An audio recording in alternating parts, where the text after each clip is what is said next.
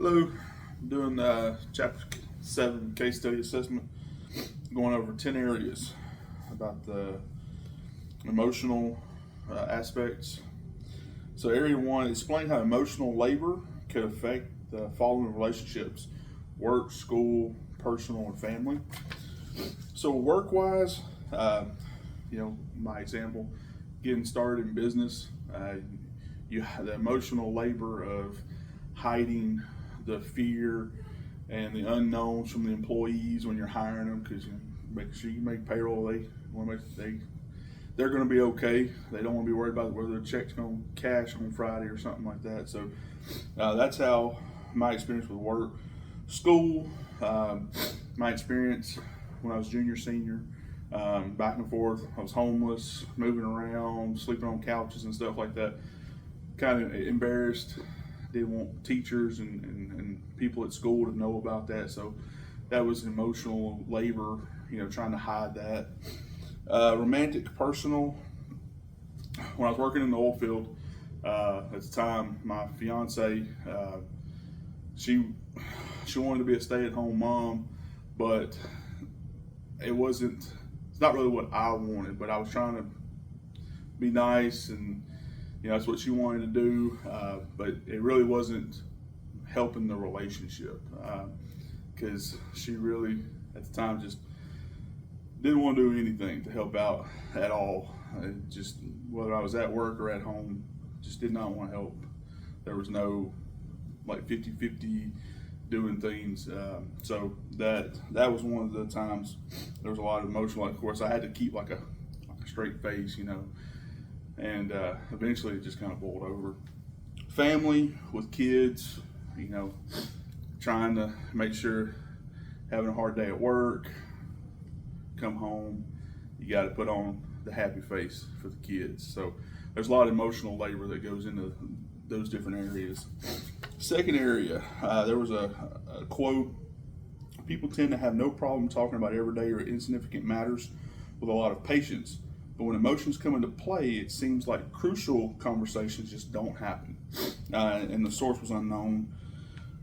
Do you think this statement is true? Why not?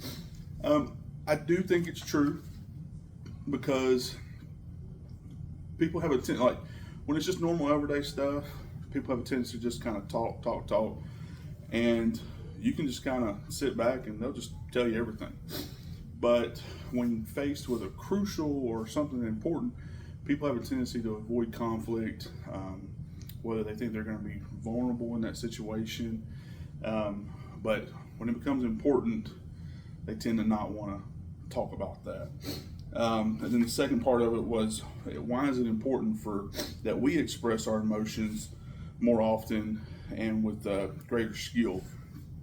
So this is one of those deals where when you can skillfully and almost artfully express your emotions, it opens up just everything. It allows to be less misunderstandings, better communication. You can connect with other people whenever when you can give your emotions their due. So that's question 2. Number 3, let's see. Identify a time when you used avoidance as a way to manage your emotions.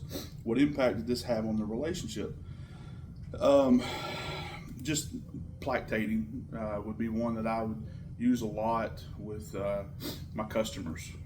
Just kind of going with the flow with them. Yes, ma'am. Customer's always right, kind of thing. Just if I did it wrong, whether I know I did it right, but if it wasn't the way they wanted it, yes, ma'am, yes, sir, we'll get it fixed. So that would be, think about your communication behavior and select 4 types you engage in most, and explain how this helps hurt your communication or your relationships. So again, the plactating is just what I described. Just kind of, the customer's always right. Doing whatever it takes to make sure that they're okay. Clowning around. I actually had this morning on our way to church. My wife was a little, not frustrated, but just kind of grumpy, old Grumpalotopus. And we have this little funny cat videos that we watch sometimes, and they do a little voiceover, and the guy, he always talks about his pippity paps. And I made a clowning around joke about that, and she got to laughing, and it eases the mood. Feigned ignorance, again, with customers. Me and my crews both have been on clients, and I get a phone call or I'm there, and it's, did y'all break that? Did y'all? It was already broke when I saw it. Now we actually have a policy where when we're doing an estimate, if we see a broken window or something, we take a picture. That way we can say, hey, this was broke before we ever got started, because we've been blamed for quite a bit. And then there's feigned apathy. So this is when, with employees, so when they do break something, a glass or a window or something like that, this is a door, a car, we've done them both. They're scared to death. They don't want to tell me. They're scared they're gonna get fired. And I've always made sure, hey man, I've done it. It's gonna happen. We'll fix it. Is there something we can learn from it? If not, let's learn it, but let's move on. It's going to happen. It's why as a business I have insurance. I know these kinds of things are going to happen. So, number 4, think about a time you engaged in displacement and or trapping, or you were on the receiving end of these behaviors. What happened? How did it affect your communication relationship? I'm 100% guilty of both, but I would say displacement probably more often than not than trapping. Displacement with me is basically, I'm pretty decent about not bringing work home and being mad about that, but when the kids, like, one aggravates me and then it's like the other one comes in and they didn't do anything, but they're catching it. And I just gotten a lot better about it because I know, but still it happens. Just trying to, so what I usually do is, I'm aware that it happens.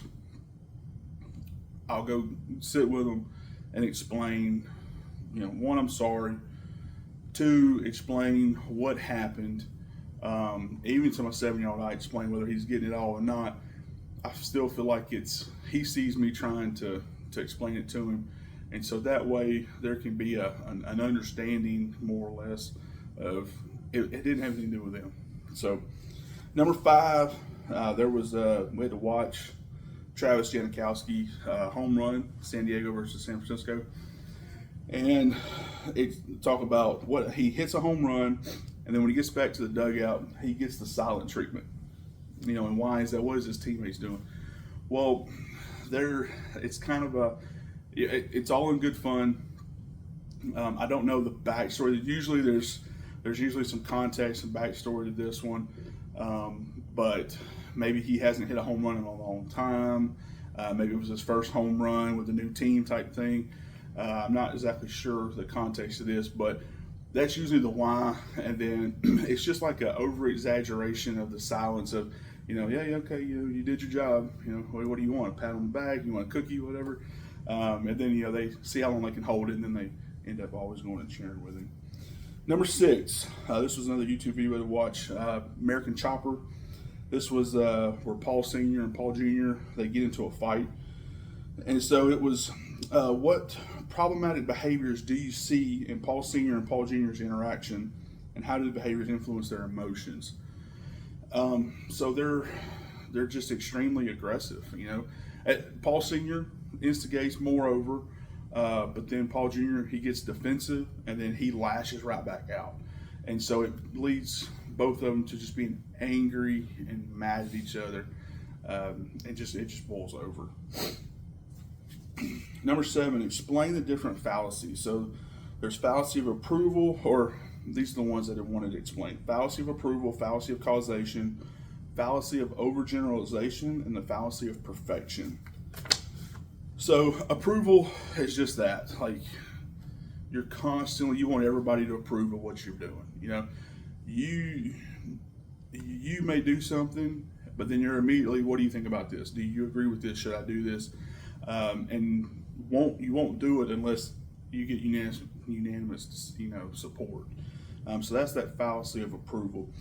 Causation is, it's like you're convinced that you're the cause. So like almost kind of like you say it into belief. And the example used in the book, it's page 180, I believe. She lost the ring, and she knew her mom was going to be mad at her. Yeah, my daughter, she had a little fender bender, and scared to death to call me, tell me about it, because she's, my dad's going to kill me type thing. And it actually wasn't the case. She was having the fallacy of causation, but it was more of, are you okay? Are the people you hit okay? Truck can be repaired. And so that's just kind of talking into existence. Overgeneralization. So this is taking a one-time instance and turning it into it's happening all the time. So like use my wife for example, and she can't ever find her phone. It's always, honey, where's my phone? And I'm always like, you're always losing your phone. That's an fallacy of overgeneralization. She didn't always lose her phone, just most of the time. It's just keeps squeezing stuff. But I'm always like, honey, you're always losing your phone. Fallacy of perfection. So it's just expecting like flawless communication. You don't want to stutter, stumble. And then if you do, it can cause that person a real problem, especially during speeches. If they start kind of messing up or thinking they're messing up, it's going to cause a lot of issues, and it'll actually just start kind of snowballing on them. Number 8, we had to go over the material on the use of postponement, I language, validation, and gratitude, and then come up with 2 examples of how Paul Sr. and Jr. could have communicated better. So I think postponement would have been a great one. Paul Jr. comes in, they're talking, they start talking about the problem. If they would have just separated themselves, said, hey, I'll get back with you later today, tomorrow, I think they could have come at it with a lot more level-headedness on it. And then the I language. Junior could have said, hey, man, hey, Dad, I feel like this. I feel like you're not, listening, or you're not taking my ideas. And it could have caused Paul Sr. to kind of step back and go, that's how he feels. Instead of them both just thinking that they're the best option for the problem. Number 9, read about validation and watch a clip from the movie Breakup, the fight scene. And then, how could the characters have validated each other better? And do you think the conversation would have been different had characters validated each other? If they had validated one another and used a more active listening, then they would have definitely avoided, or could have potentially avoided their argument and their issue. And then having an understanding of each other's perspectives that solves so many arguments if you just listen, validate the other one's issues, and then listen to their perspectives. Whether you agree or not, it still doesn't have to. It usually won't lead itself into an argument or a fight. And the last one, number 10, someone once said, apologizing doesn't always mean you're wrong and the other person is right. It just means that you value your relationship more than your ego. And it was unnamed as well. Another quote comes to mind when I read that, happy wife, happy life. That's an old saying, but, everybody, the guys say, yes, honey, you're right. Yes, honey. To simply, and it's not about ego necessarily, but you're definitely doing that sometimes just to not start a fight, or a conflict. How important is it for you to receive an apology when you have been hurt or offended? I think it's very important and it doesn't have to be elaborate, it doesn't have to be grand, but just simply like I always try to do with my guys, with my kids, with my wife, just, hey, I messed up. I'm sorry, And then one of the best things is for me is just to always kind of follow up with the how I'm going to make sure I don't do it again. So that's important. But yes, getting that apology, it just lets you know that the other person thought about it, they realized, they validated you, and then for them to say, hey, that was on me. That can mean the world to somebody. But thank you very much for watching.